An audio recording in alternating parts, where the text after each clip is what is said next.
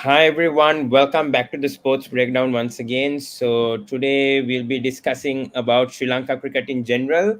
So as usual, we have Dominic Machado joining us, who's a member of the Murali's End.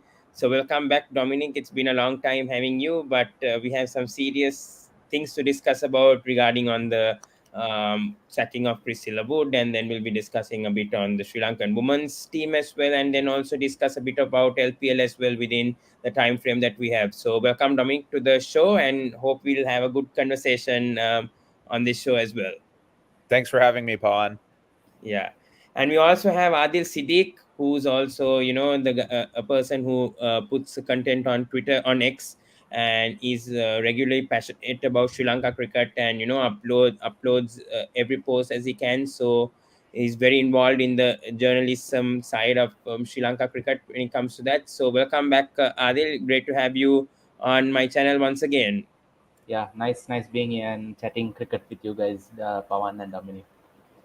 All right, so let's discuss about the first topic. The main topic, I would say, Chris Silverwood resigning. It was not a surprise, obviously, coming to know that Chris Silverwood will resign, and then Mahela Jayawardene resigning a day earlier. So we'll come to Adil first of all.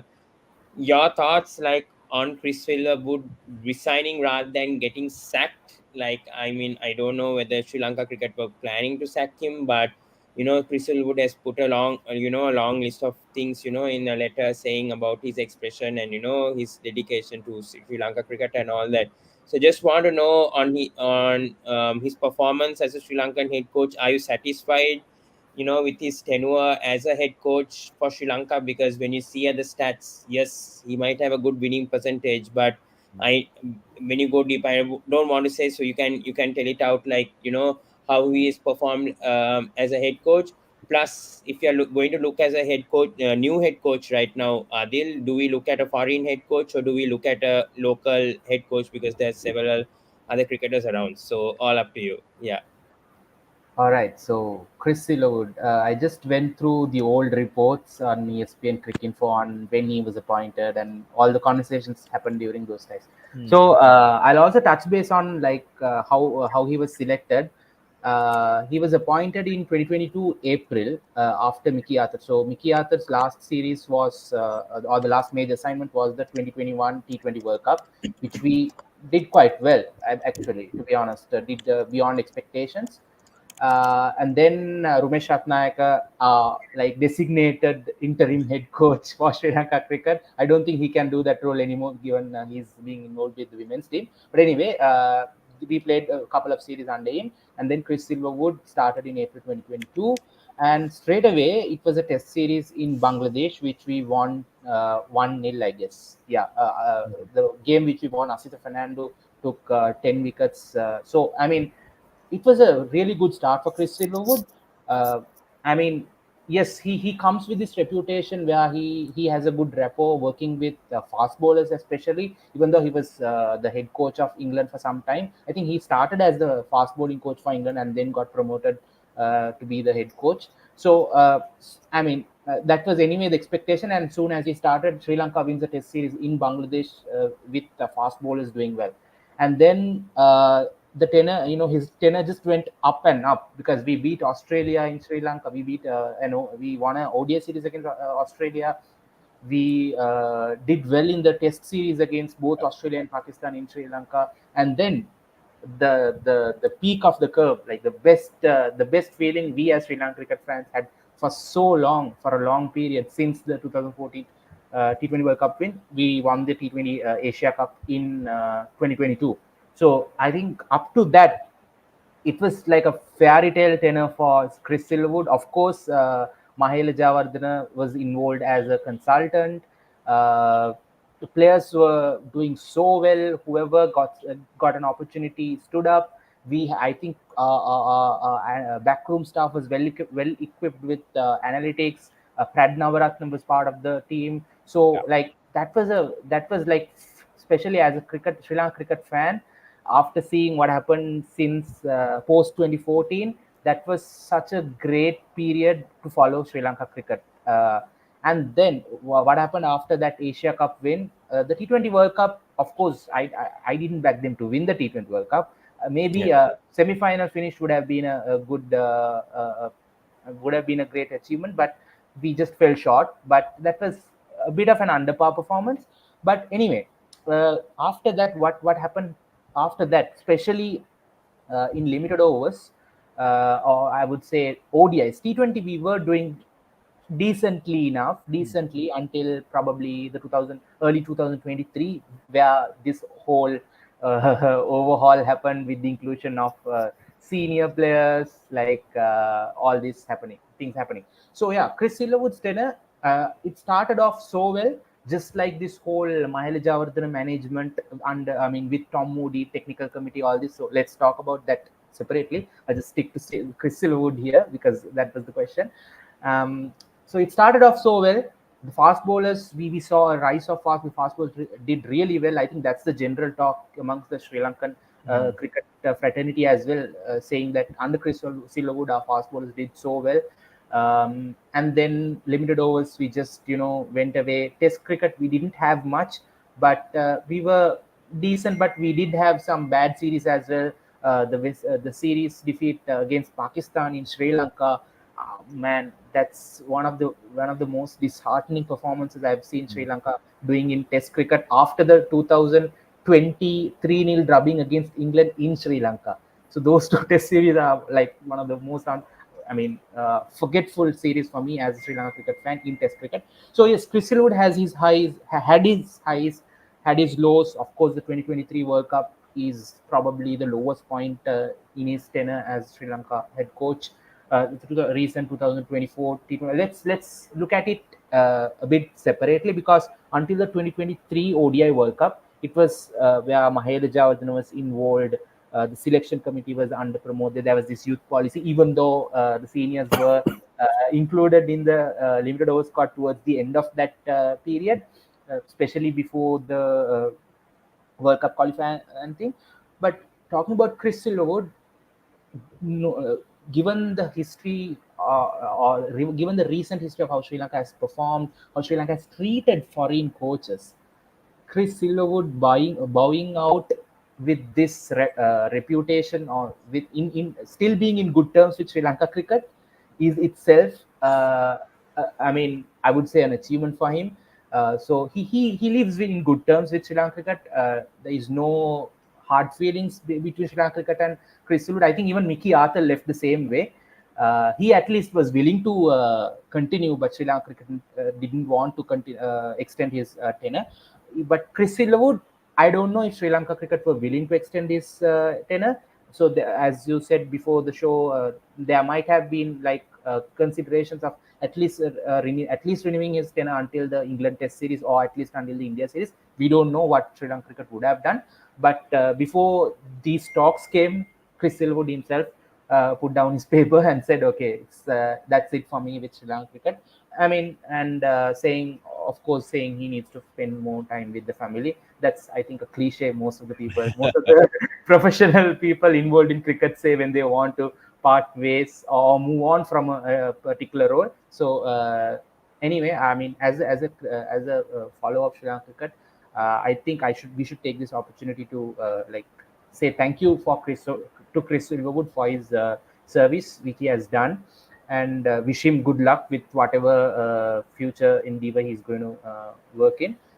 So overall, that's about Chris Silverwood. I mean, I'll give him a positive report card, like a 60%. I mean, percentage, as if you want me to rate him out of 100, so 60. Yeah. Not a bad tenor. And talking about who should be the next coach, I, at the moment, looking at how our decision making is happening, looking at the people at the helm, because last time when Chris Silverwood was picked, there was a technical advisory committee where Murali was part of it. Sangha, I'm not sure. Aravind De Silva was heading that committee. Yeah. So Graham Ford was almost like there and there about to be appointed after Mickey Arthur. So Graham Ford's name was there. There were several other names as well. I think Paul Fabris also was there, right? But probably. then, Yeah. I mean, yeah. So I mean, but eventually it was Chris Silverwood. So there was a process. So there was some trust in the process where we believed, okay, we had a good coach in Mickey Arthur, we might have another one, be it local or foreign.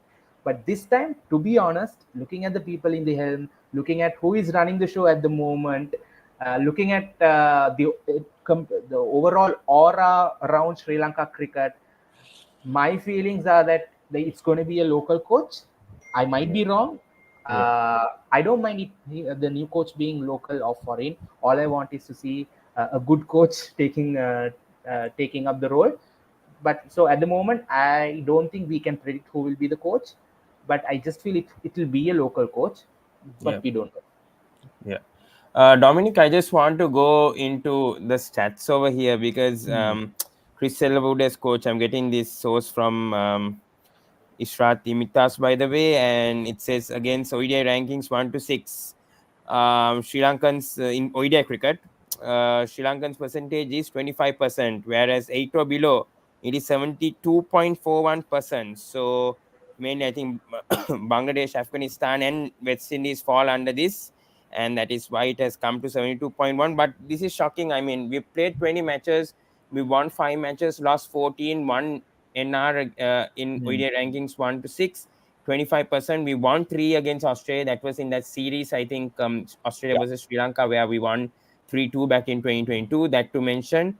But 20 matches, just winning 5. That is should be a concern, Dominic, because because under Mickey, I think we might. I'm not sure whether we had a better ranking. Sorry, better stats over there. But I'm not sure. I can't remember much. But we played mostly in the with the lower teams because I think we went Yeah. to qualifiers in the ODI World Cup qualifiers. So your thoughts, especially in the top ranked teams, why Sri Lanka haven't been able to do well? Is it because of the coaching staff, or is it just the players' ability? That they couldn't perform when Chris Silverwood was at the helm. Your thoughts on that?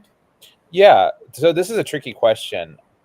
I think, you see, as you said, beating teams they're supposed to beat, right? The teams that are 8 and under, qualifiers, they romped through in 2023.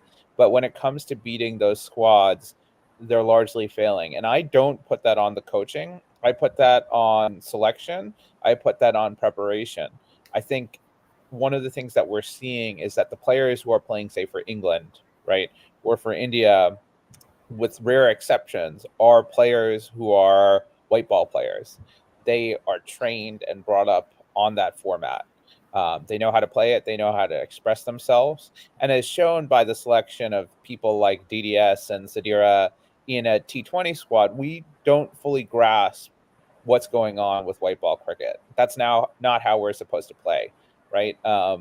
When we had a question about who should be our ODI opener, we said, okay, let's bring in Demuth. When we had Avishka Fernando, someone who has shown a ton of promise in the one-day format, who's extraordinarily talented, and who in the last World Cup showed his talent against some of the best sides in the world, right? And we sidelined him to go back to our test opener. And I think we are behind on strategy, not on talent. I think if we think about how do we play the modern one-day game, we have players who we can groom and grow into those roles, right? The reason why, we frequently talk about, oh, well, we don't have the middle order players, because they are not prepared for that. We have a glut of top order batters, people who want to bat at the top, but we're not growing those middle order players. We're not growing the Maxwells, the Clausens, the Stubbs, the Millers, the Yadavs, the Ponts, the guys who can say, all right, this is a slow part of the game, but we're not going to take it slow. We're going to express ourselves, score runs quickly, and move the game on. I think also we've seen kind of a lack of true all-rounders, and this has hurt us both in both white ball sides. Guys who can, someone like Chamaka Karunaratne, right?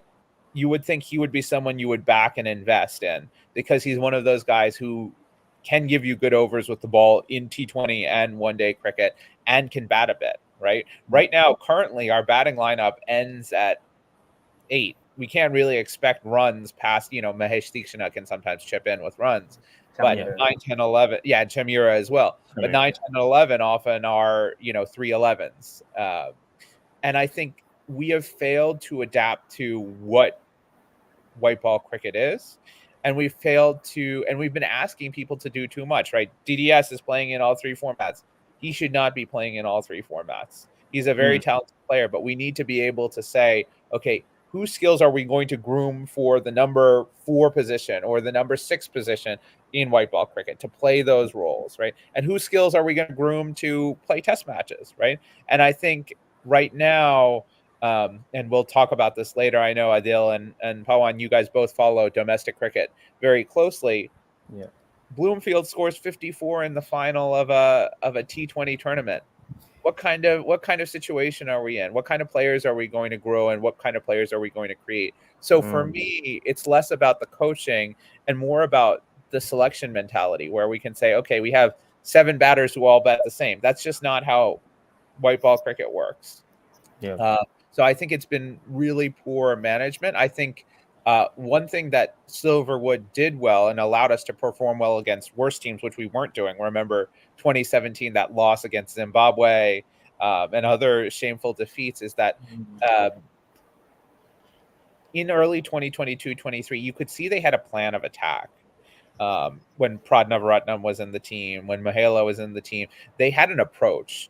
I think since sort of the middle of 2023 World Cup, when some of these changes, both announced and unannounced, happened, is that Silverwood, the captain, in this case Dawson Shanaka, had less say in what was going on, right? And there were dictates given from the top down. And so I think we still have a way to go in one day in T20 cricket. But when you look at someone like Afghanistan and Bangladesh, honestly, and I mean this like from a real perspective, I think we are better than those teams. We've beaten them in one-day series, we've beaten them in T20 series, but we've lost to them in big tournaments, right? And why do we lose to them in big tournaments? Because we are making selection blunders that leave us high and dry, right? And part of what made Silverwood successful, and I think Adil pointed to this, is consistency in selection, the youth policy, the plans that were in place for the first 6 months a year. And then once things start looking up, everyone wants to put their fingers in it, right? And that's what tore it apart. Rather than saying, okay, let's have a core of players that we've identified, let's stick with them, and then let's add in players, blood new players when we have different opportunities. I think if you compare to, say, the women's team, which we've seen sort of rise up, and we'll talk about that more, it's been through consistent selection, been through bringing in new players and blooding them at good opportunities, and not having political interference in the selection process. Yeah, absolutely. Yeah. Coming back to Adil once again, so we've seen the rise of Afghanistan cricket. Just before going to the next question, I just want to say Yeah. one last thing to round Yeah, up what sure, Dominic sure, said. sure. So Yeah. women's cricket it's just getting the attention that it is getting. If this was the men's team, this series loss would have made people post, okay, we need to bring this player, we need to bring this player. And you know what the worst thing is, these social media posts actually end up influencing the real decision makers.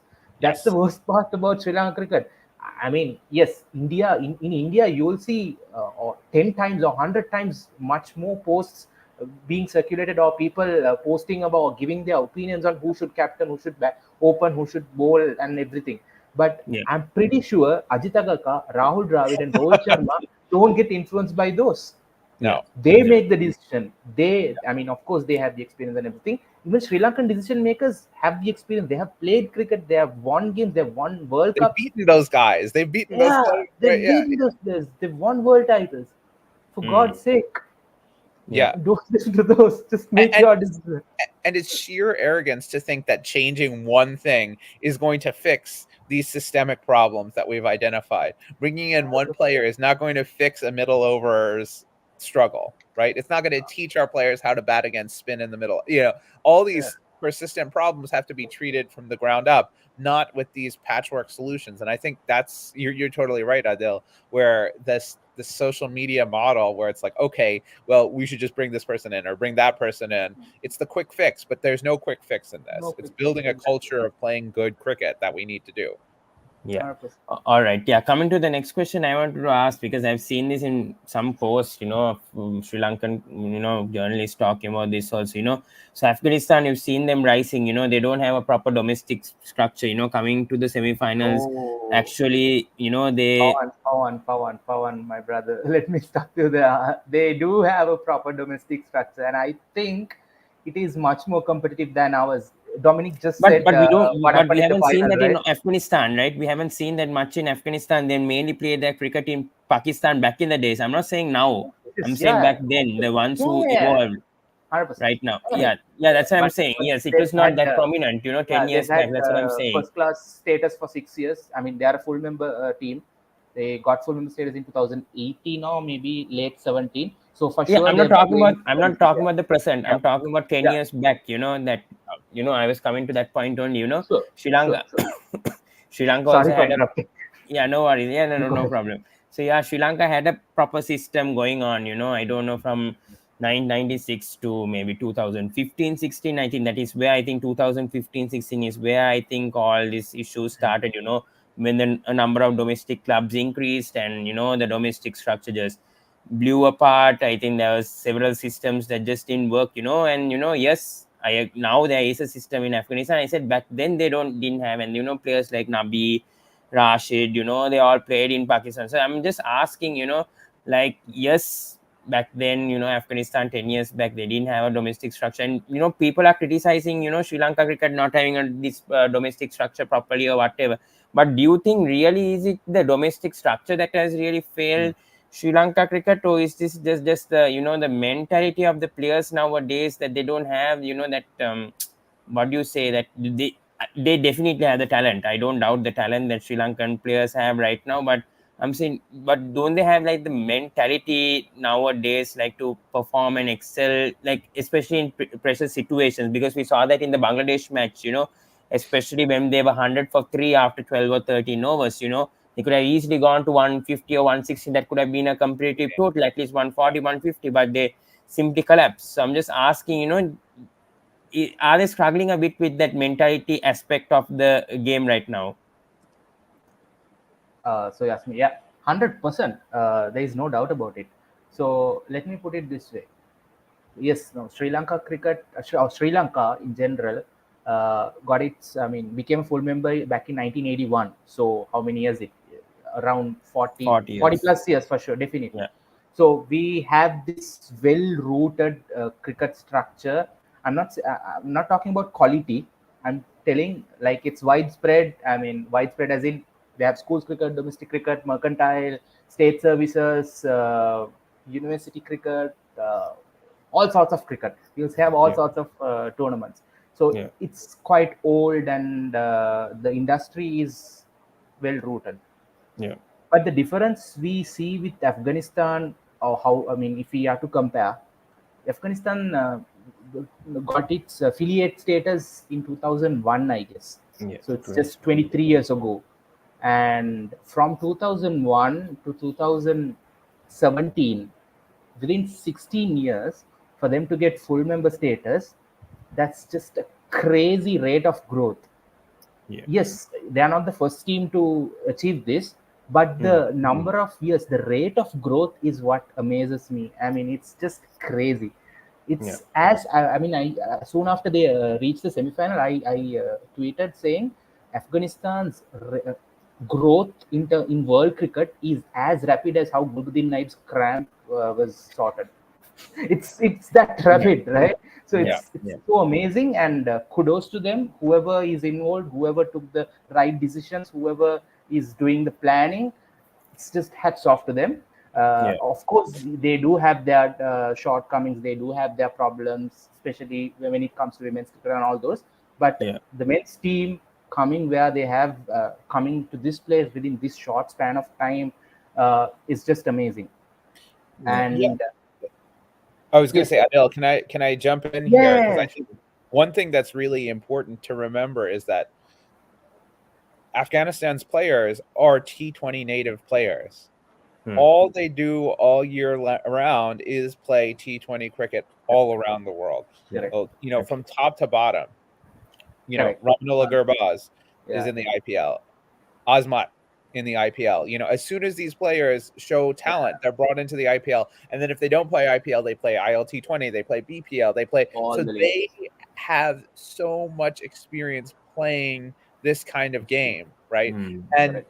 there's no two ways about it. They're not in a mind of, okay, do I defend or do I attack? They have clear minded approach to how do we play T20 short cricket. format cricket. So for me, it's less about the national structure and more about the experience that these players have got, right? Yeah. They've basically, but since 2001, been playing T20 cricket, right? And they've been playing it consistently and at a high level, and they've been improving, and they've backed a solid core of players. I remember when I first heard about Afghanistan's rise, is that, you know, we're thinking 2015, 2016, 2017, 2018, right? That's when you're starting to say, oh, they can compete. But it's Yeah. only just now, 6 years after 2018, right, that they've made it to a semifinal. And a lot of people have been mentioning them. They've been backing those same players in and out.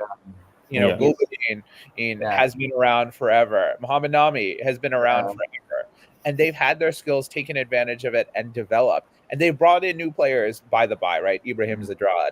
They've brought in Ramanullah Gurbat, right? Who's a fine of the LPL. Azmat they've brought in. But they kept that core the same, and they've been playing that brand of cricket all year throughout the year. So they are prepped for that moment. And as you said, there's still things they need to improve on. I think their batting has a long way to go. And I think if you compare, say, to Sri Lanka, our T20 bowlers are effectively T20 native, right? Deekshana, Asaranga, Patarana, Tushara, right?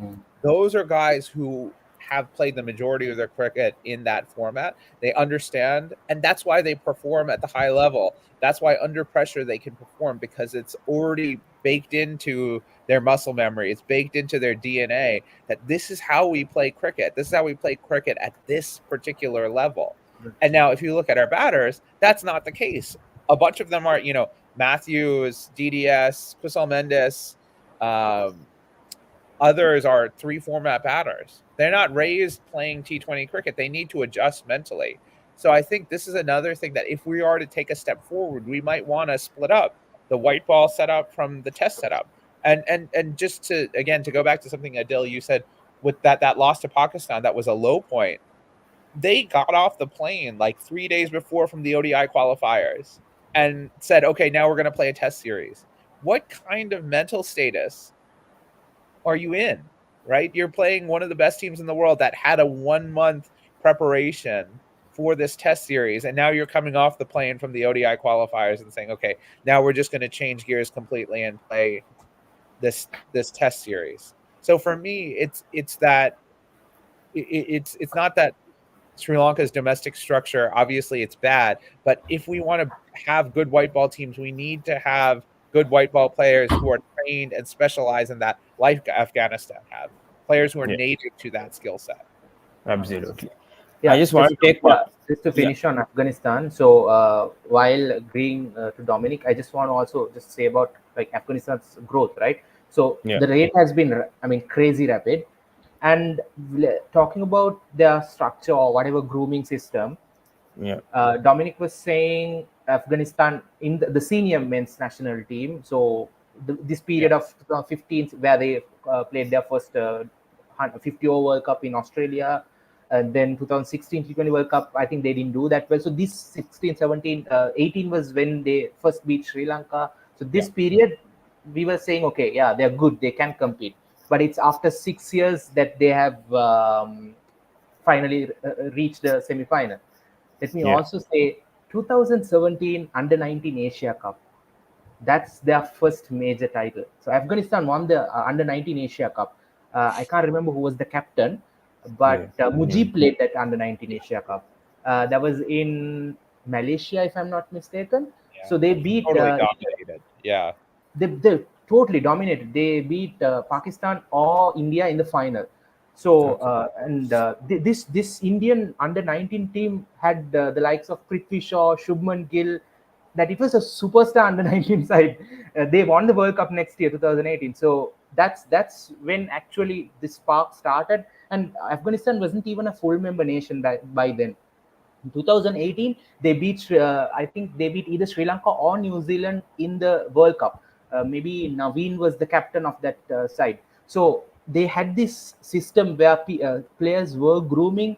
Yes, of course, the Mohammad Nabis, the Gulbuddin Naibs, even the Rashid Khans, they started by playing in the refugee camps, and their story is like totally different. But Naveenul Haq, Ibrahim Zadran, Noor Ahmed, all these young players, they had been groomed from a proper structure.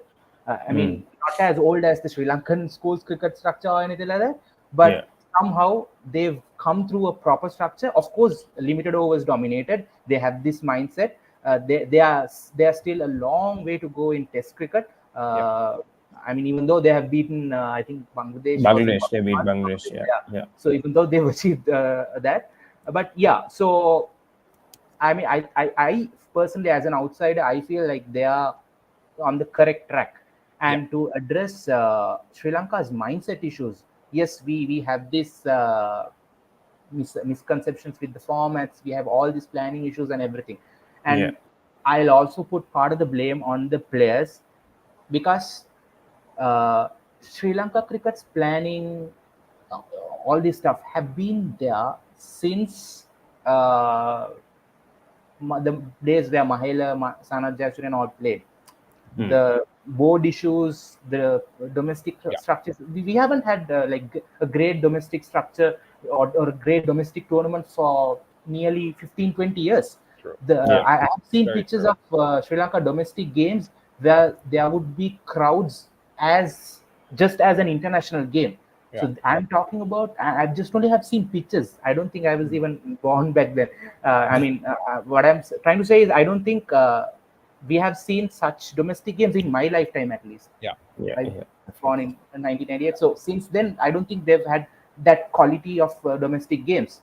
So I've heard good stories of quality mercantile matches from my father. So I mean, they say like the players like Roshan Mahanama, they would turn up for mercantile games. So people would flock to watch those games. So we had a like quality domestic structure, but probably since the last 15, 20 years, our domestic structure has been really below par. And but we are talking about the last 15 years. 10 years ago, we were the T20 world champions. 15 years ago, we were one of the best sides in the world with that domestic structure, with the same structure which we have at the moment. So there is definitely a difference, and also the oppositions were not as good as this time. The game has evolved. All these aspects are there. Analytics has come into play. We are still behind and all those, but I would still say the players, the Mahilas and Sangas, despite all the hardships, they had this cricketing IQ where they don't want analytics or anything. They would play the situation, they would adapt, and they would play the. I mean, of course, they would adjust and play. But this lot of players, this current block of players, yes, they are as talented as a Mahela Jayawardene. I would easily say that they are as talented, but when it comes to execution, they need this support, they need the analytics, they need the planning, they need messages from the dressing room. Kusal Mendis has been playing international cricket for nearly 10 years, but he still needs, I mean, they won't achieve that level. It's quite clear. It's quite evident the way they speak, they present themselves. This IQ part, this education part, I mean, we'll have to accept it. That is there. It's lacking. But with the same set of players, we won a Asia Cup, beating like a strong India side, world number one ranked Pakistan side. So they can deliver, they can win games, but they need these additional ingredients, which is called which is analytics, planning, proper structure, and of course a better domestic structure. I think that's 100%. I agree. I think you're 100% right to say that this domestic structure, the political involvement, all that stuff happened long. This is not new, right? Not new at all. Not new at all. And so part of it is up to the players, and I think so much of it is to the social media, right? Who is actually in control of the team, right? Whereas you know, and I think that's one of the new things. And you're right too, right? 10 years ago, we won a World Cup, right? You know, 13 years ago, we're in a ODI World Cup final. We have not evolved, and we've thought, okay, we can just stay steady. But it's time for us to change our approach. And the talent is there. We saw it in the Asia Cup. We see it in, occasionally in flashes. And I think the drive has to be, okay, it's not just win one match, but how do we build to win these World Cups? How do we build to perform at these big time tournaments? Because that's something that's lacking, is we can do okay in bilateral series, right? We took a game off of India in a T20 series and a game off of New Zealand and almost won those series in toto, but we haven't produced those reproduced those performances on the biggest stage, right? And that's where the planning, and that's where Sangha and Mahela are in that room thinking for months ahead of time. Okay, how are we going to do this? What are our strategies? How are we going to bring it up?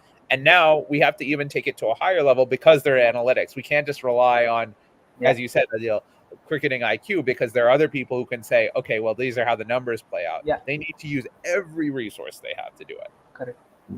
So coming back to you, Dom, do you think that the planning of planning ahead of World Cups has been incorrect? Because people are saying we are planning for this World Cup, but it's not working. Then they look for the next World Cup. Now we have the 2026 2020 World Cup coming up in Sri Lanka and India, which is going to be ideal for us because it's subcontinental conditions, it's home conditions. So has it been the planning that has gone wrong, or what do you say? Because Sri Lanka hasn't been in a semi-final for a ICC tournament in 10 years. I don't think we have gone through this much of a drought, I think, being in a not going to a knockout stage. So what exactly is going wrong, in terms of the planning and execution? Because as we all discuss and all, we have the talent, we have, the players, who perform at their given time. But what is it with the planning that has gone wrong? Like, can you give your thoughts on that? Yeah, Dom? Yeah, I think to me the big thing is, right, so if we think about this 2024 World Cup, right, we had clearly implemented a plan in 2021, and we had started to see some fruits from it with the 2021 campaign, the 2022 Asia Cup win, and then yes, we were kind of an under par performance in the 2022 World Cup, but there were some injuries. And we seem content to keep doing that in the early parts of 2023. Now, then two things happened. One, we hardly played any T20 cricket till the beginning of 2024, right? We had these two series in January and no international cricket. Part of that, obviously, is the ODI World Cup, but we played three series between the ODI World Cup and this World Cup, and we made big changes. We decided we were going to change our strategy. We were going to include Angelo Matthews. We're going to change our captain when Induha Saranga comes in. We're going to bring back DDS, right? And that was basically saying, okay, we're going back on all the policies we've been building over the past few years and tossing them out to fit in a couple of players, right? And I don't mean to be someone who thinks that Angelo Matthews doesn't deserve a place in the team, right? But I think you could have approached that in a very different way, right? Okay, he's going to play as an all-rounder, but he can only bowl either the first or the third over. If you bowl him anywhere else, he's going to get hammered, and that totally upsets the balance of the squad. And then you have Dasan Shanaka, who doesn't really fancy himself as a bowler, right? As we've all seen, when he's captain, he doesn't like to play himself as a bowler. He likes to bat at 6, and we moved him down to 8. We put in Angelo at 7. My thought is, okay, and I do think Angelo had improved as a batter from a T20 standpoint. Why don't you bat him at 4? Why don't you put him up higher, and then you can play a 6-5, right? You can have Dawson bat at 6. But they totally waylaid their plans. They totally waylaid their approach. Someone like Chamaka Karunaratne, who featured significantly in those 2023 series, nowhere to be found, right? So the lack of consistency when you're building, right? Someone, Pramodia clearly had a plan, right? And he was in charge basically till the 23 World Cup. And then after that, you say, okay, let's tear it apart and find something new and do something different. Absolutely. There's also, the inability to read what's going on. I think, the Sri Lankan bowlers performed well, but one of the things I was thinking the entire time, playing that third seamer would have made a huge difference. Neither Nuwan Tushara or Patirana are back of the length bowlers, right? They're going to bowl full, right? They're going to bowl bouncers, right? But those pitches in the U.S. really were conducive to someone like a Tuscan Ahmed, right? Bowled Nokia, beautiful, right? And 100 Nokia. people like Chamira, right, can come in and have made a big difference. So not reacting or changing the squad, they only made one change the entire tournament. They switched DDS for seriea, right? And so what is the way they're going to approach these things? How, and they brought Dunithwell Alagay, and you would have thought maybe he would have seen a game against a right-hand heavy squad. Didn't end up playing. So that flexibility to say, okay, not only what is our best 11, but how can we use this best 15 to make a best 11, right? Depending on the circumstances, depending on the pitches. So there's the long-term planning aspect, but they also missed a couple of tricks. I think to think, okay, we know they had a travel disaster in New York. We know that everything was going against them. We know that the pitch was terrible. Yeah. But wouldn't you think that someone in the camp would have said, hold on, okay, if we win the toss, let's just see what's going on. This pitch has never been played in before. Let's bat second. No one said that, right? So it's both the long-term mentality and the short-term planning mentality, where we are willing to abandon players rather than back them and think that we can put in stopgap solutions, right? Like if you're bringing people into the team, you shouldn't be bringing 30-plus-year-olds into the team unless they have a very specific role to fill, right? You need to be bringing in young players to give them experience.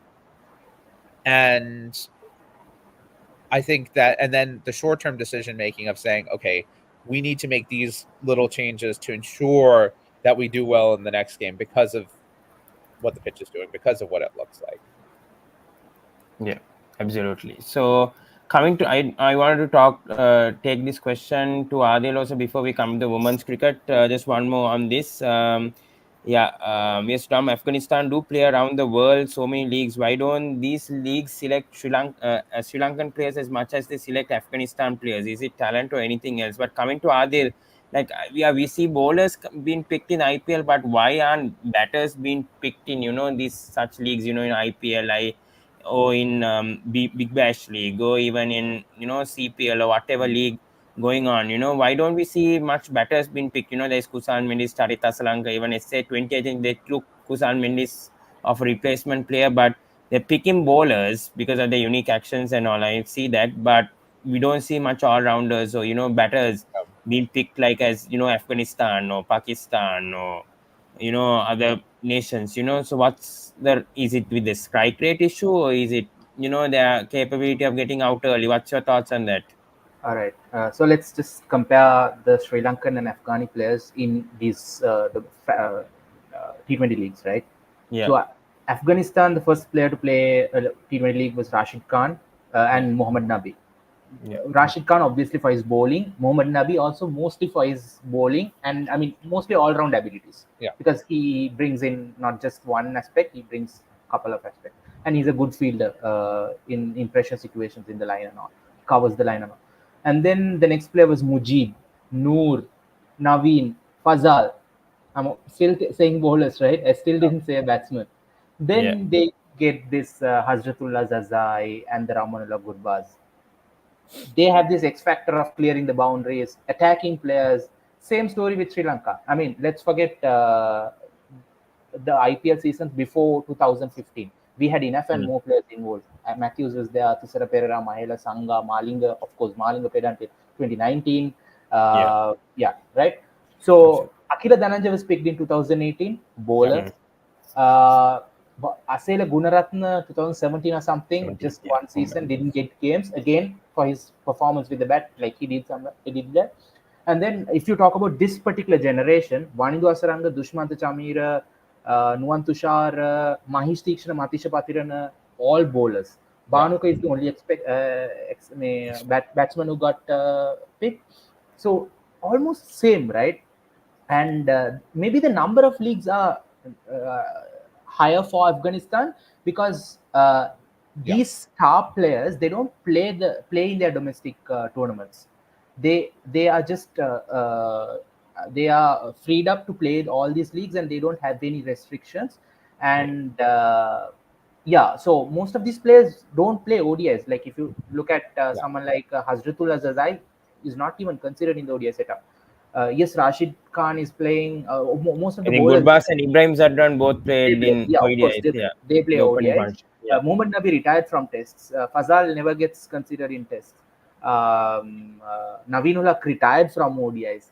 So yeah, they are like more or less T20 specialists, and they have this.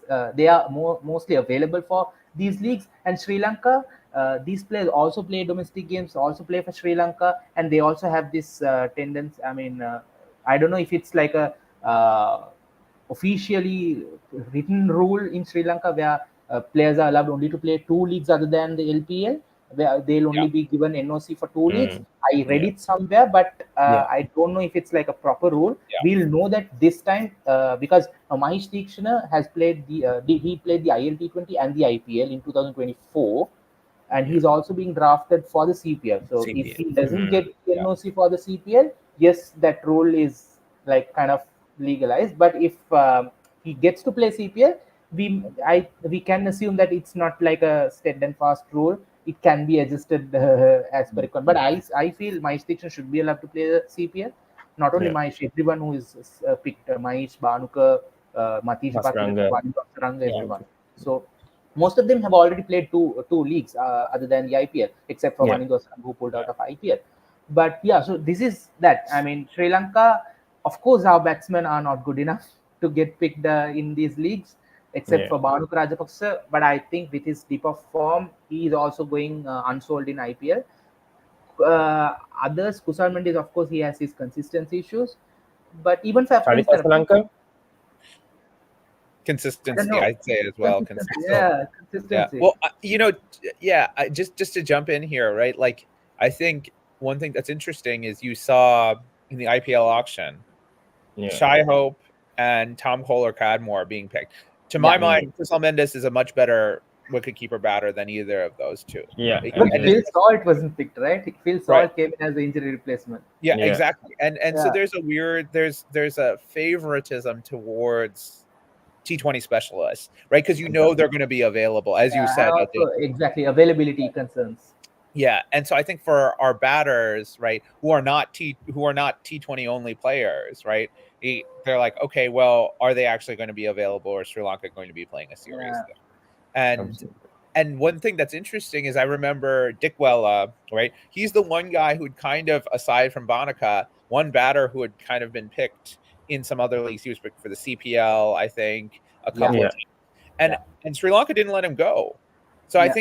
I think that's the other problem is Other problem. Correct. that there might be fear that the SLC might not allow some of these players to go out. So if you're a marginal player, someone like Kusal Mendes, who you're like, okay, you could see him as a backup keeper in some of these leagues, availability at the end of the day is what's going to make or break it, right? You'd yeah, rather have Tom Kohler Cadmore, who's not going to play very much for you, For but England. he'll be there if there's an injury, Yeah. right? So I think that's another big part of it is maybe thinking about how we contract some of these players, and if we are really building to a 2026 World Cup, thinking about how do we actually give these guys the experience they need to develop the skills that they need to win that World Cup. absolutely.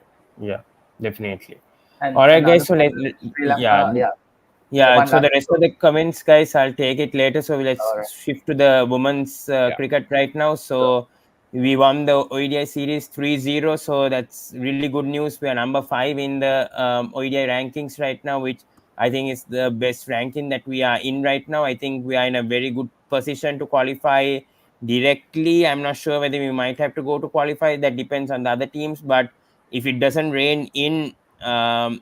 the Island series coming up, I think next month, sorry, in August, I think we might have a good chance of qualifying directly for Yeah. the 2025 Women's World Cup. So, coming to Adil once again, let's talk about the ODI series first of all with the women. So, it was a clean sweep, very good series, a lot of positive news to talk about. So, your thoughts overall on this series, because Chamari really stepped up, but even if Chamari failed, the other batters also stepped up. I don't think yeah, I think Harshita performed well. Even Vishmi Gunnaratne, the opener, the 16-year-old, sensation was playing well.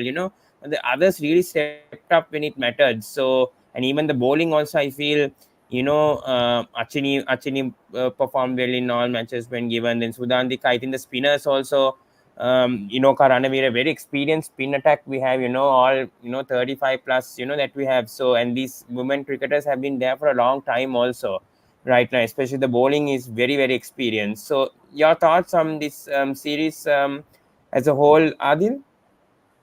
Yeah, so let me just start about women's cricket. I'll just tell one last thing which I wanted to say before in the previous thing. So we Yeah, just sure. need, as Dominic was saying, we need this mindset shift of identifying format specific players. So the only, if we actually think of T20 specialist from Sri Lanka, it's, we could think of Bhanuka Rajapaksa. And I just checked when he has played his last first class game, which is multiple day game. He has played a first class game in 2023. So even Bhanuka Rajapaksa is not a T20 specialist yet. So Sri Lanka badly needs to come. I mean, identify these players and identify format. I mean, format specialists. Bhanuka shouldn't be playing first class cricket at all, to be honest. We But should even have Nisaka given has up. been performing well in 2020s, but no one's considering him because they are thinking that he's a test specialist and all that, in the franchise league IPL. world. Yeah, I mean, not IPL, LPL. Correct. Yeah. So I think Yeah, Nisanka will get there. It's his transformation happened just recently, right? So I'm pretty yeah, sure that by the next LPL, I mean, I don't know. I don't want to jinx him, but by the next LPL auction, he'll have more bids. Hopefully, probably overseas gig as well. Maybe not the yeah. IPL yet, but some other leagues. But let's wait and see. But yeah, so I just wanted to say we need to move into this format specialism where you need to like label Dimut Karnathan and Angela Mathis as a test specialist. You need to Yeah. label Matisha Patirina as a T20 specialist. T20 And test. even Yeah. maybe Kusal Mendis, I don't mind being labeled as a limited over specialist. I mean, I don't know. Anyway, so Yeah. just wanted to say Let's that. yeah, Yeah, let's come to the women's cricket now. women's So we cricket. yeah, Sri Lankan Yeah, women's series in the women's ODI cricket. series. Yeah, your thoughts overall on the series that we played? 100%. So let me just bring out one stat, not a stat actually. So this actually sums up our resurgence in women's T20 cricket. So Yeah.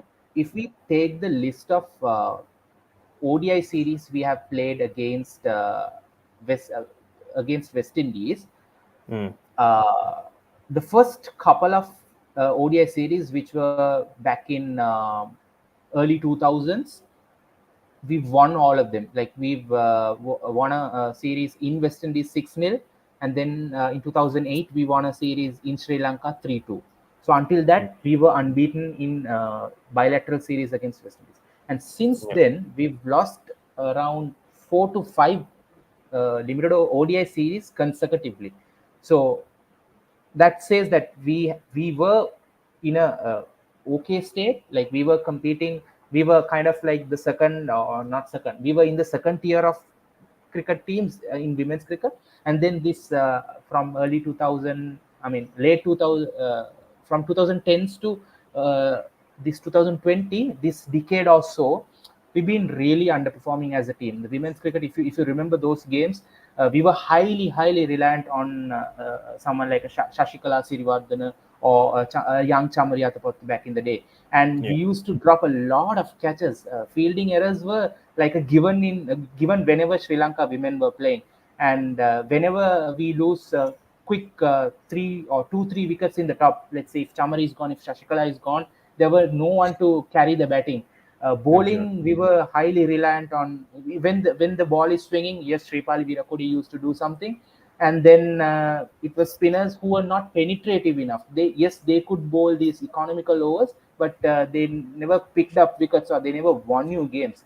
So that was Sri Lanka cricket, and I think there was a period where we did not play any international cricket for almost a year, Yeah. especially In during the COVID and all. COVID time, Yeah, yeah. We were on exactly. So I think that even cost us a spot in the 2022 Women's World Cup. World Cup. We didn't So play, yeah, in that tournament, yeah, we couldn't qualify because yes, we because of the started the COVID qualifier. thing. Yeah, Yeah, we yeah, started the qualifier with a win, but the tournament stopped, and they decided to qualify the higher ranked teams. But we were not in the top 8, so we couldn't play the World Cup. So this has been the sorry state of Sri Lanka women's cricket until early 2022 or 2023, and then I don't know if I'm correct to say this resurgence started with Rumesh Ratnayaka taking over as the head coach. I might be wrong, or it could be coincidental, or it could be. I mean, I think to back what I'm saying, Chamari Atapattu has spoken about this, and she has credited Rumesh Ratnayaka for this shift in team culture, for this shift in team performance, not just once but in several press conferences. So if Chamari Atapattu is quite outspoken about Rumesh Ratnayaka's contribution, I think we can safely say yes, his appointment as the head coach has definitely played a big role, because before Rumesh Ratnayaka, we had Ashanti Lakaratna, we had Harsha De Silva, who has been a successful coach for the women's team few years ago. He was reappointed recently. Even he tried his best. I mean, we couldn't do. Yes, we had some improvements in fielding and all, but we couldn't produce the results that we want. There was Hemanta Devapriya before Hashan. There was Hashan Devapriya. So we had several coaches. I'm not putting the blame on them, but they couldn't produce results. But Rumesh Ratnayaka clearly has produced results, and even the players have credited him for this resurgence. So Rumesh Ratnayaka, Tharidu Pereira, I think, is the assistant coach, assistant plus bowling coach. He is a qualified coach from England. He coached for Essex or Sussex. I'm not sure to which county he coached. He was a he was part of the coaching staff in that county, English county. So yes, overall they've been doing well. And as you said, it's we've not brought in any new players as per se. Like, it's just Vishmi Gunaratna came in. Yes, she had a great Domestic. not domestic School cricket. Yeah, school played cricket. out of school. Yeah, she played for Sri Lanka even before she played for any domestic club in Sri Lanka. So she came straight out of school. Harshita has been there since, I think, 2017, 18. The rest of the players are not new. Kavisha Dilhari, I He has think been even. playing since 2016-17. Both Kavisha and Harshita came together. Yeah. Inoka Ranavir has been there for a long while. Chamari Atapattu has been forever in the national team. Even the other rest of the batters, Hasini Pereira even was even captain Sri Lanka for a brief period. So all these players have been Even there, Ilakshi and De Silva, I think, has been for some time, right? Yeah. exactly, yeah. So, but we are seeing these exact same players performing and delivering match-winning performances.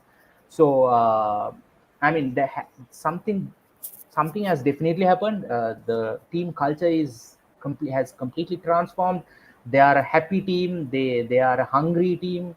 They have this mindset of, like, they can win from any point of the game, and they are not. Of course, Chamari Ataputtu is playing a big role in that team, but they are not reliant only on her. If she fails, we still have players who can stand up and give you these match-winning performances, which we didn't get from anyone else other than Chamari Atapattu and Shashikala Sirivardhana until this recent series. So I just can't explain what has happened, because we've not been there. All I can say is the coaching staff has played a huge role, and of course probably Chamari Atapattu's leadership. And I really love the way she presents herself, or addresses media. Like, I think men's cricketers can learn a thing or two for sure from Chamari, because she handles media so well. I watched this episode of Murali N's podcast recently, where Estelle was talking about how Chamari has transformed as a leader. So Estelle was saying, I honestly can't remember this game, but Estelle was saying there was a game where this was the early period of Chamari's leadership. She was captaining, and the players were not doing well. They were not bowling well and fielding well, and she just lost her cool, and she couldn't marshal the troops for the rest of the game. And Shashikala Sirivardhana had to just step up and take up the responsibilities. So from that phase, from being such a lead, I mean, that's definitely not good leadership. From being that young or that inexperienced to being this Chamari Atapattu, who is definitely the greatest women's cricketer to play for Sri Lanka, the world's number one ODI batter, fantastic captain. So to being that, things have changed, and I think it's just like a dream for Sri Lanka women's cricket. I hope we don't jinx. And of course, they are going to lose at some point. They're going to have their bad times at some point. But if this is the culture they are going to continue, if this is the brand of cricket they are going to play, I'm pretty sure we'll have more wins than losses going forward. Yeah. Coming back to you, Dom, like in case Shamari Atapattu retires or whatever, do you think Sri Lanka women's cricket is in a safe place right now with the culture that we have, as what Adil explained also, because we never know the day that Shamari Atapattu will retire. I hope it never happens. But in that case, because before we had that doubt, if Shamari Atapattu retires, then the women's cricket is in Sri Lanka will completely, just collapse, with the players that we had. They didn't have the capability of, finishing matches. But now seeing in the last 2 years how the women's batters have been performing, especially Harshita, Kavisha, Yeah. Bilhari, Ninakshi De Silva, names are coming up with how they're performing. Vishmi Gunaratne is performing well. So in the case that Chamari retires on that day, do you think Sri Lanka women's cricket is at that point, in that pivotal point where they can continue that success of Chamari Atapattu, or can we see, a sort of decline happening, just like in the men's cricket with what happened with Sang and Mahendra? And that's why I think Chamari is trying to ensure that that won't happen to women's cricket right now. Yeah, I think she posted a tweet after winning the ODI series and saying she felt so happy because the player of the match in all 4 matches was younger than 25, and the Yeah. player of the series was Vishmi Gunaratne, Yes. right, and who's 18, and she felt good about leaving this to the girls, right? She knows that she's built a solid foundation, and to build on that, right? Obviously, she's going to say that to up her teammates. A couple of things I want to kind of add on is one, they had that under 19 series, tri series with England, Australia, and Sri Lanka, Yeah. which we're talking about the 2 best women's cricket sides in the world, and our girls did really, really well. I think this is one of the things that we're seeing is that um, Chamri has inspired a generation of women's cricketers to follow her. And I think the health of the game, right? Could you imagine hosting an under 19 tri series with those 2 sides and winning games in that series, right? 5 years ago, that wouldn't have been impossible. They Yeah. hosted for the first time this internal T20 tournament. I think that's something that's going to continue into the future. And even in this T20 series, they felt comfortable saying, okay, Achini Kulasuriya, we're going to rest you. Udeshika Prabodhini, we're going to rest you, right? Anushka, we're going to rest you. So 3 veterans, they felt comfortable resting and bringing in new players into the team. We saw Sachini Nisala, right, come in and win player of the match in her second ODI, right? So we're seeing these young players come in and have confidence. And the best type of side to come in to when you're young is not a side that's unproven, but a side that's doing well, because you immediately adopt the habits, the customs, the practices of that team, and winning becomes a habit with that. So for Yeah. me, I see that there's a lot of rich talent behind Chamri, right? Okay, we don't have a player who we can say, okay, you're going to come in right now and do exactly what Chamri is doing. But I think they have a depth of talent that can replace her and that has learned from her how to be professional cricketers. And the competition is amazing. Someone like Inoka Ranawira is no longer in like, sort of the top bowler in the T20 side. And there's different people who are putting pressure on her. You have someone like Gimhani who provides something different, or you have someone like Sugandhika, right? Who has been bowling really, really well and has become their top, left armor, right? And all these players who are fighting for spots, putting up, competing with one another for spots. That's what you want. You don't want, okay, here's the set 11, let's go ahead. But you want players competing and fighting with each other to get those top spots. Remember, Inoka was on the ODI, the World ODI team 2 years ago. So that speaks to the level of competition that goes beyond Chamri. And then in addition to replacing Chamri, the bowling has been so good, right? Part of the reason why Chamri is able to do what she does is because there are chaseable totals being left to her. Yeah. And I think we'll continue to see this team grow. And I'll echo what I said for the men. We want to see more players being exposed to franchise cricket. We want to see the likes of Kavisha Dilhari, Vishmi Gunaratne, going to the WBBL, going to the WPL, and performing and doing well, The and 100. gaining that confidence. The 100, exactly. Yeah, absolutely. So let's hope the women's cricket rises like this, the way that they're performing right now, the ODI World Cup. I hope that Sri Lanka doesn't have to go to a qualifiers just like the Yeah. last ODI World Cup. So let's hope that they can directly qualify for the ODI World Cup this time, and it will be their first time, I think, going to qualify directly. If that's going to happen, I think we've always been playing qualifiers in women's cricket. So hopefully they can, this time at least go directly to the Women's ODI World Cup. So just before wrapping things up, I just want to take some comments from the comment section because there's been so many questions coming up. So I think we have to go back to the men's cricket. Just want to take this comment from Excopio and let's ask Adil to answer. So he's been saying the MVPs of the Asia Cup we won were mainly Hasarang and Banukar, not the other new gen guns. They're still talented, but I think now the other teams are used to their playing style and has adapted to them. Your thoughts on that? All right. So, not the new gen guns. Of course, Banuka played a huge part in that Asia Cup win. Dasun did quite well as in the finisher's role. Chamika played a part. I'm starting with the bowlers. Dilshan Madhushankar with the new ball. He was great in that Asia Cup. And yeah, so bowling overall, it's pretty much the same bowling attack that we are talking. Yes, Matisha just only played one game. Nuan Tushar was not in the scene at that time. Mahesh Tikshana played.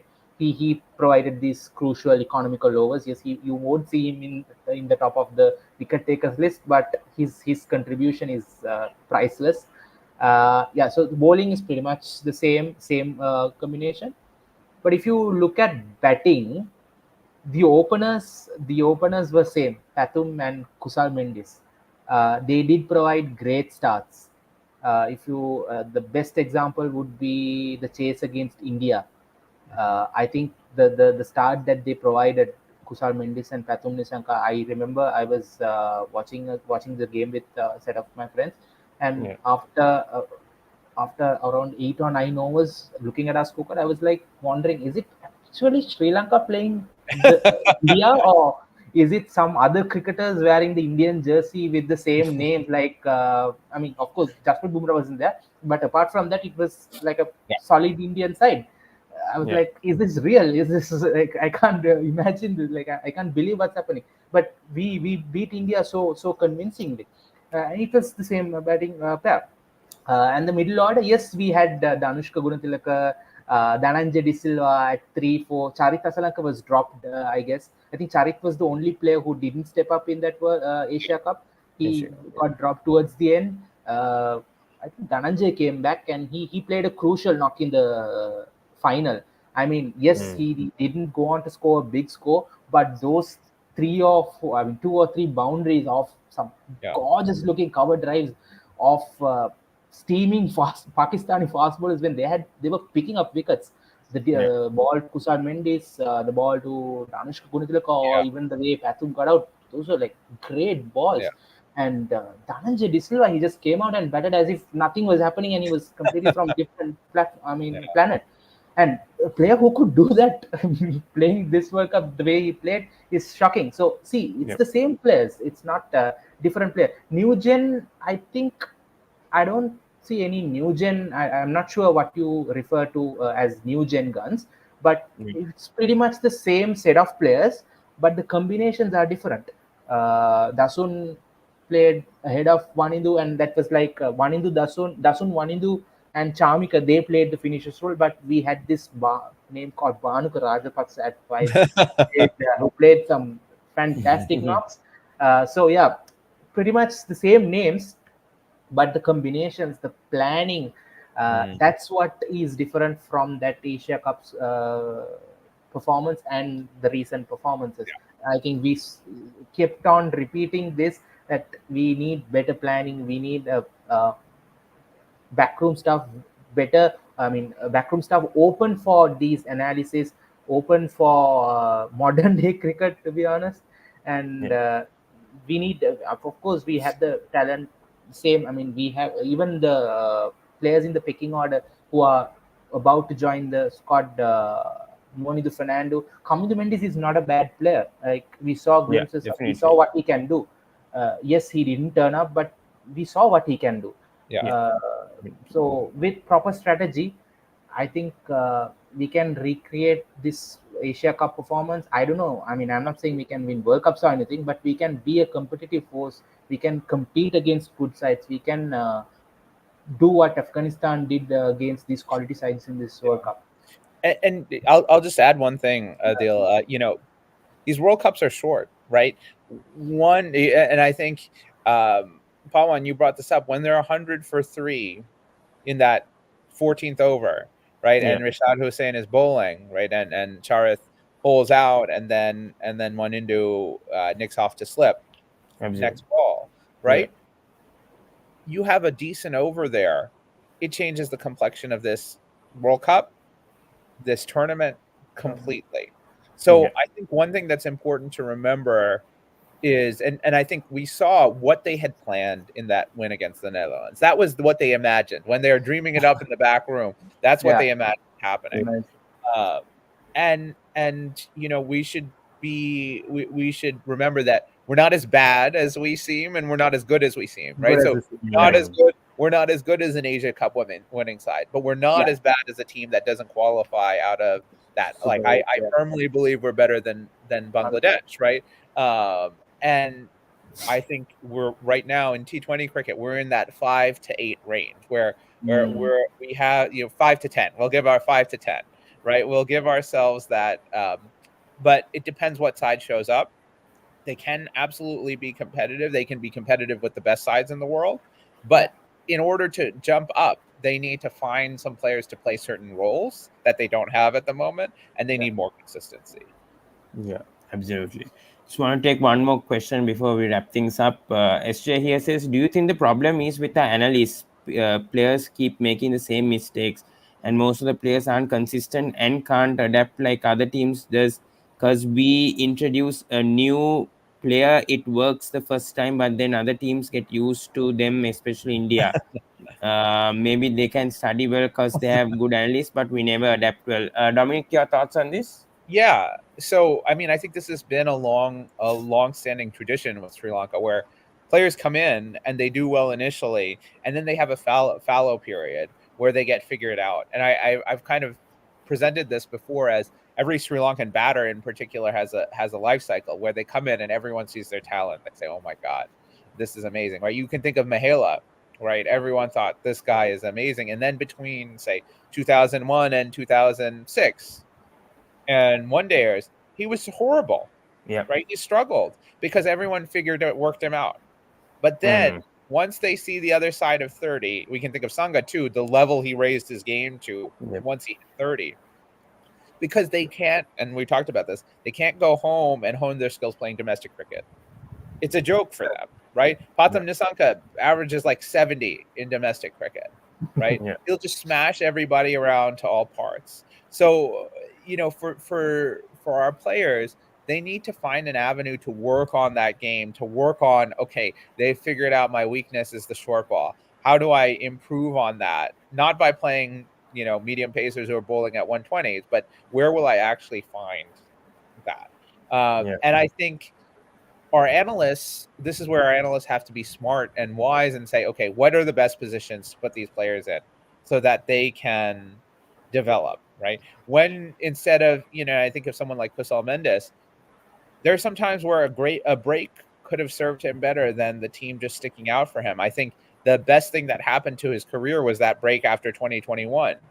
Um, and I think if they had said, okay, you're struggling with your form, you're struggling with where your off stump is, we'll work with you rather than saying, okay, we'll stick you in against the best opposition and let Yeah. them, because it's not just that they have the weakness, it's that weakness gets exploited to the point where it destroys confidence. I think of Lahiro Thirimana.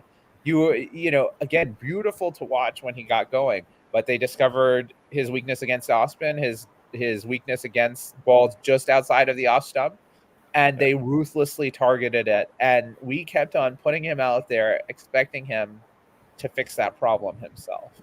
So Absolutely. it's that player management and understanding all those things. I do think they're lacking in analysis. Like, how do we approach a T20 chase? I think to one thing, just to cite one thing, we struggle again. We've talked about how Sri Lanka struggles against spin, particularly in T20. Basically, there's two guys who can play spin. It's Mendes and Hasaranga. And if one of them is out in the middle overs, you're due for basically a collapse or really slow scoring rate. And we saw that at work in the World Cup, right? What happens? Keshav Maharaj comes on 2-2, right? And then the worst part of it is the second batsman who got out to Keshav Maharaj in that game, Sadira Samaravikrama. I would rate him as another great player of spin for Sri Lanka, but unfortunately, he can't score at a faster rate. Exactly. Right. He's good for ODIs. One day he's a brilliant player of spin. Brilliant. So good. But and that's just again talking about the T20. It's a different way to play spin. And tucking for ones and twos works really well in Test cricket. But you have to be, you see these guys. I remember I watched Johnny Bairstow. I say, how is this guy playing spin? Because he looks so ungainly, but he can score runs. Right. And that's what matters. And so then in both of those situations, Hasaranga got out to the spinner, and then we're exposing the rest of our order to spin. And that's not a good setup. So coming into a tournament where you only have two guys who you think can reasonably score in those middle overs against spin is a massive fault. And we talked about this. Banaka is another guy who can score against spin. Yes, he's out of form, but he is one of those guys who we know can do that. And that's where the balance of the side is off. Absolutely. Yeah. Just want to take one more comment from Excopio. He says, I meant our analytics is the same, but the reason for they not performing as well as they did in the Asia Cup has the opposition gotten used to them. Adil, your thoughts on that? It's the same way other way around as well, right? It's the same oppositions as well, right? If you actually think about it, even the oppositions, they didn't come with they don't come with new players, right? So it's a equal it's a equal field for both sides for all the teams, to be honest. Like everyone, all the games are televised, all play pretty much the same number of games. Like everyone has the same resources, as in technology is same. I mean, so it's just yes, of course the other teams analyze us, but on the other hand, we should analyze them as well, right? We just can't keep changing players or bringing in new players thinking, okay, now they played enough, they are analyzed now. So I think it's a two-way thing. That's how modern. That's what modern day cricket is. Because if you just go a step ahead, most of the players from these top T20 playing nations, or most of these players are playing in several foreign leagues. Yeah. So if you take a Rashid Khan, I don't think there is a single T20 cricketer who has not faced Rashid Khan by this time. Because they might, if not in international cricket, they might have faced him in some level, some league, because he plays all around the world. And I don't think there is a player who has not bowled at Gurbaz, because he plays in almost all the leagues. Or I would say, I'll rephrase it as I don't think there is a opening fast bowler who has not bowled at Ramanullah Gurbaz, because they might have played against each other at some point. And Rashid Khan, I think, has the most number of players who he can call, who he can point out and say, I played with him in the same team, because he has played in so many teams. So all these players, they get exposed in the nets, they get exposed while playing. I don't think that's a fair enough excuse to give, because just like you getting exposed, just like others getting used to your style of play, you have that same opportunity to analyze the others and get used to their style of play. So it's yes, it is there. Of course, people analyze, they get used and everything, but you just have to outplay them, outsmart them, because everyone has that opportunity. Just want to touch a bit on the Lanka Premier League also coming on Monday. Just a few minutes, like maybe 5 minutes on that. So we've seen, the Dambulla team, getting new owners, and seeing KJP in the Dambulla Sixers team. Coming to you, Adil, your thoughts? Mohammad Nabi going to captain the Dambulla Sixers team? Because I thought usually we go with local players being captain of LPL teams, but they've gone with Mohammad Nabi. When you have Kusal Pereira, you have Danushka. I think there's Dilshan Madhushank and Nuwan Tushar also in that Dambulla Sixers team. So your thoughts, Nabi being given a captaincy in the Dambulla Sixers team? Do you think that's the right call? I know it's a franchise call, anyways, but is it good for the league by an overseas player being captain? Yeah, so if you look at the new management, Ranganerath is the head coach. The owner is his classmate. Roshan Mahanama is the mentor, and he's a friend of the owner. So they I think even Tilana just Kanda based there, right, as consultant yeah, coach, batting consultant batting consultant. coach. So looking at the like think tank, the upper management, I just feel okay. They come from their thought comes from this thing where you need experience to lead the team and all those. So obviously, the most experienced guy in that squad is Mohammad Nabi, and I think I mean, even a management who has a different thought process would not have appointed someone like Kusal Janit Pereira or Danush Kuntilaka to lead a side, given that Kusal Janit Pereira's track record as captain isn't that great. He Yeah. captained Kandy Tuskers in the first IPL, first LPL. Yeah, He was that he didn't do well. He captained Sri Lanka, didn't do well. Even though he has captained his school, he has a good record as the captain for his college. Uh, in international level, even in franchise level, he has not done that well as a captain. So Kusal Pereira goes out of the window. Danush Gunatulaka, I don't think the yeah, yeah. management would Okay. trust him to lead a side, but he's a Yeah, good player. And so my option, if I was the owner of this particular Dambulla squad, this particular 20 odd players, I would have appointed Nuanidu Fernando as the captain. mm, But I understand the thought process of the management. Like they would have thought, okay, Nabi, of course, the most senior player in that squad with a lot of experience. So maybe they would have gone to that safe option rather than taking a gamble with Nuanidu Fernando. But yeah, I would have loved to see them appointing Nuanidu Fernando, because Nuanidu Fernando has captained his school. He has captained a few games for his club SSC. Has has captained a few games for Sri Lanka Emerging and Sri Lanka A. I'm not sure, but Sri Lanka Emerging as captain, not yeah, Sri Lanka under 19. But Yeah. he has this charisma, he has this personality, he has that leadership skills, and of course, he's a great player. He's a good batter, yet to establish himself in the international level. But I absolutely. would say I don't know why. I mean, of course, they wouldn't take, because that's their money at the end of the day that they have Yeah, invested. So for me as a fan, I would have loved to see Nuno Fernando leading that yeah. side. Also, coming to Dominic, I just want to talk on this new rule on LPL. They brought in Hmm. the power blast overs. They've brought in a 2 over power play in Yeah. the 16th and 17th over of each innings. New rule. Your thoughts on the introduction of this power blast overs being brought up in this LPL? Yeah, so I think I'm in two minds about it. I think it's a good idea to encourage power hitting, but I think they put it in the wrong place. I think in that 16th, 17th over, teams already are looking to go pretty aggressively, right? It's Correct. you want to. I think it would be more well placed in the sort of 8 to 15 over slot where you say, Hmm. okay, spinners are on. This is your chance to take them down. Yeah, Um, and then I'm thinking again from that Sri Lankan team building perspective. yeah, We want to develop players who are aggressive in the middle overs, and so 16 and 17 isn't that much of a change, right? And we actually have been okay generally at the end of innings.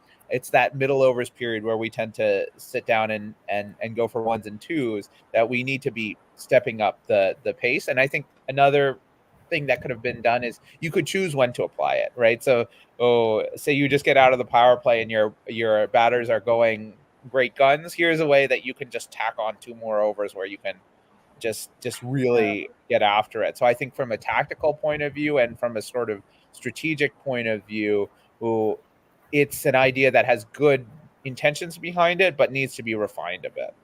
Correct. yeah, definitely. Also, last question on the LPL before just coming for predictions.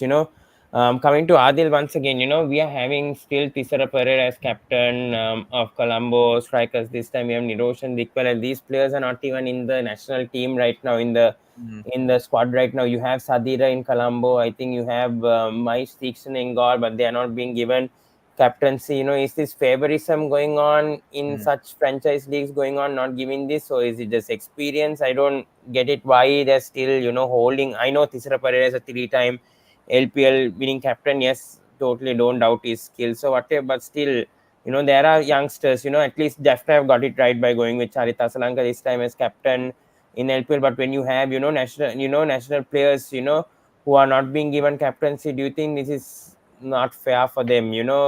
Not giving them the chance. uh, I think that's like I don't think we can actually comment on this because it's at the end of the day it's the franchise's call, right?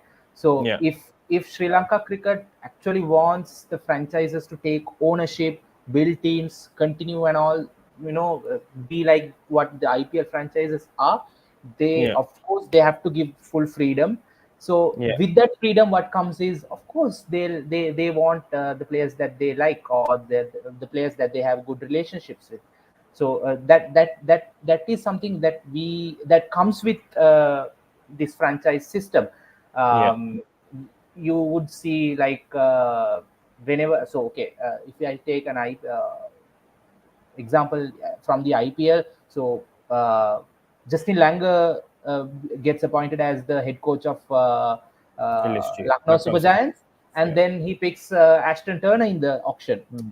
So yeah, like he has this Perth connection, and is it Perth? Yeah. So they yeah, have this thing going on. So if you are giving the full ownership, of course you have to expect that. Yeah. And for to me, honestly, at this point, Tisara Pereira being the captain or Dikpala being the captain is one of the least concerns that I have, to be honest, because okay, yeah, there are much more concerning things which LPL needs to fix soon before actually looking at this. Yes, you could argue saying Sadira could have captained the Columbus Strikers.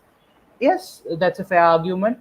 Even for Gaul, you could have thought maybe someone like Mais Tikshana or even Bhanuka someone else. Rajapaksa was Bhanuka there. Rajapaksa or Bruce, Lasik Bruce Cruzpur. Yeah, I Pulle, mean, you could Joint argue. Leon again. Yeah, Yeah, you many could argue. options. I mean, yeah, there are options, but it's the franchise's call at the end of the day who they want, who they trust as the ideal person to lead. And you saw, right, how David Warner was treated by Mm. Sunrisers Hyderabad, Yeah, having won a title for them. So that's part and parcel of franchise Yeah. leagues, which I don't have a big concern on. But yeah, as I said, deserving players not getting spots in the squads, that's a huge issue.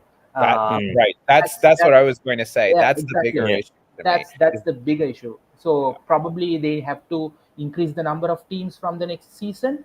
or I they think need they should to, do that, right? I think or it's fair, and exactly, now it's or time they that need they to, increase it. yeah, Yeah. or else they need to maybe bring this rule where you should have a mandatory number of uncapped under 30 or Mm. under 25 players, Yeah. because Yeah. Mm, under 23 rule is a great rule, but as I said in a previous show with you, that just denied some spots for certain players, because when you have this rule of playing a mandatory under 23 player in your squad, you tend to pick more under 23 players. And when Yeah. we talk about under 23 are players who played the 2022 under 19 World Cup and the players who played the recent under 19 World Cup. So it's Dunit Velal against Matisha Patiranas.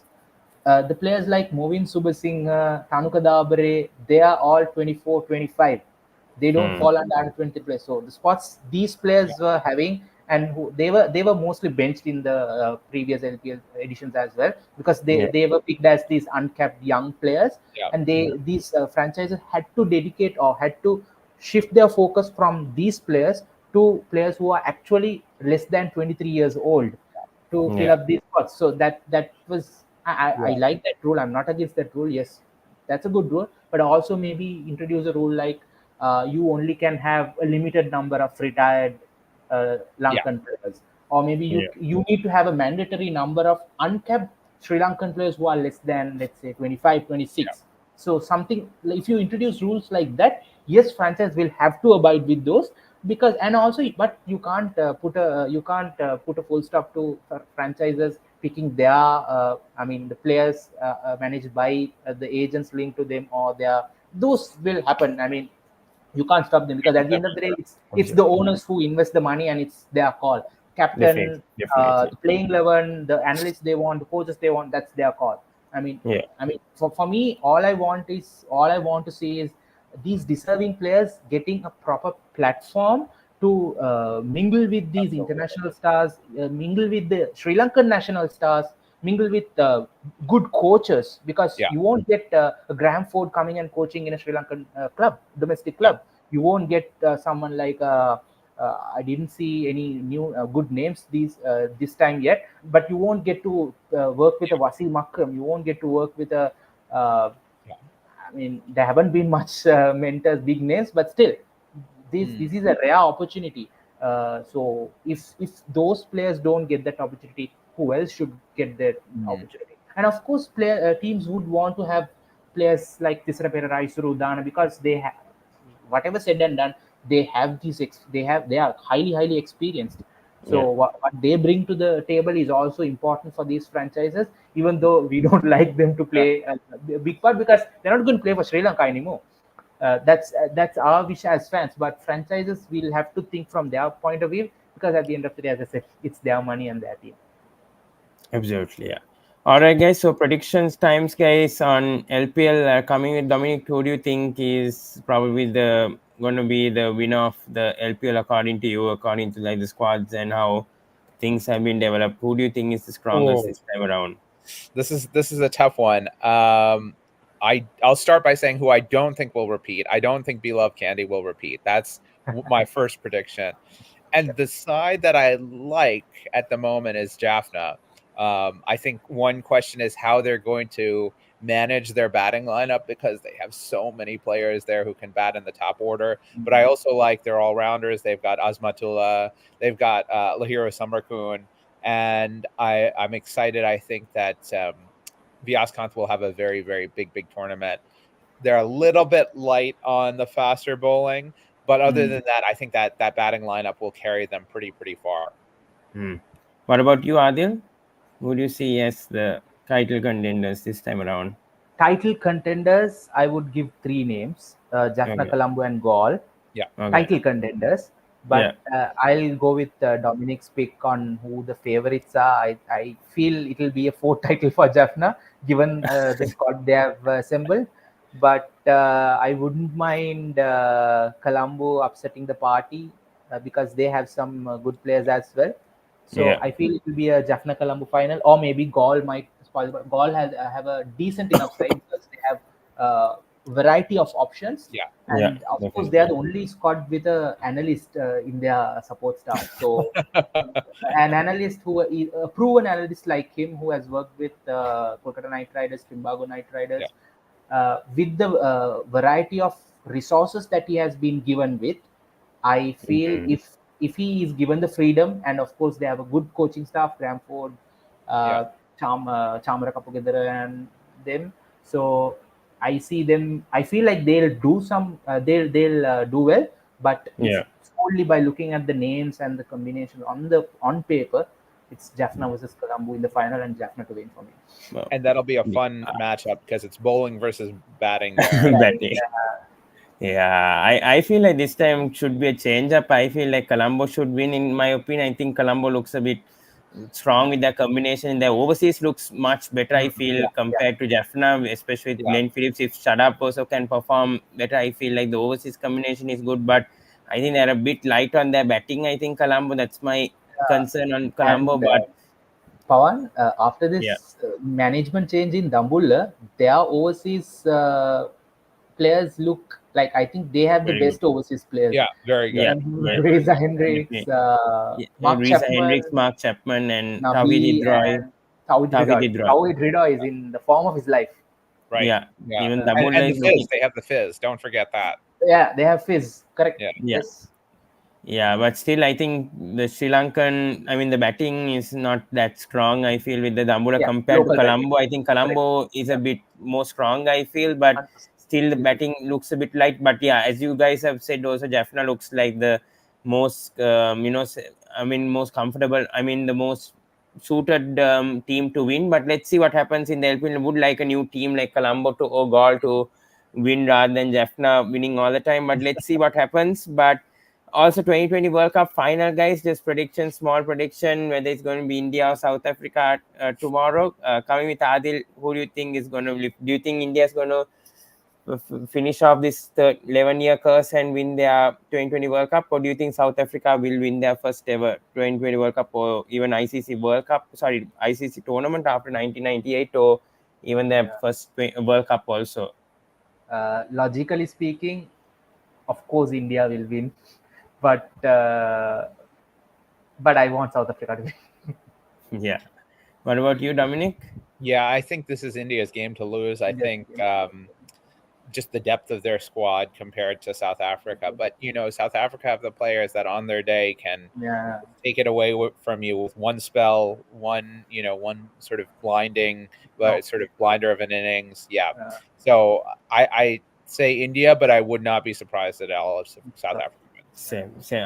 I totally agree with you guys. I would like if South Africa wins, but I think at the moment, India looks like the strongest and they are the team to beat. But both teams are going unbeaten. So let's see. Markram hasn't lost a match being captain, in a ICC tournament. So hope that streak continues. Otherwise, it's India who's going to lift it. But thank you so much, guys. Once again, we took a long time to discuss on this, but we have so much to discuss on. But thank you so much, Dominic and Adil, for taking your time, and definitely I'll be putting timestamps once again after this video ends. But thank you so much, guys, for committing and taking your time off to discuss on Sri Lanka cricket in general. No worries. Thanks. All right, no worries, guys. So do subscribe to Sports Breakdown, like, comment, and share, and do even follow the Murli podcast that goes on all streaming platforms and on YouTube as well. So do check their podcast out, and do check Adil Siddiq on X as well. So we'll come back with another video shortly, guys. So until then, guys, goodbye and have a good night, guys. Thank you so much, and see you in the next video.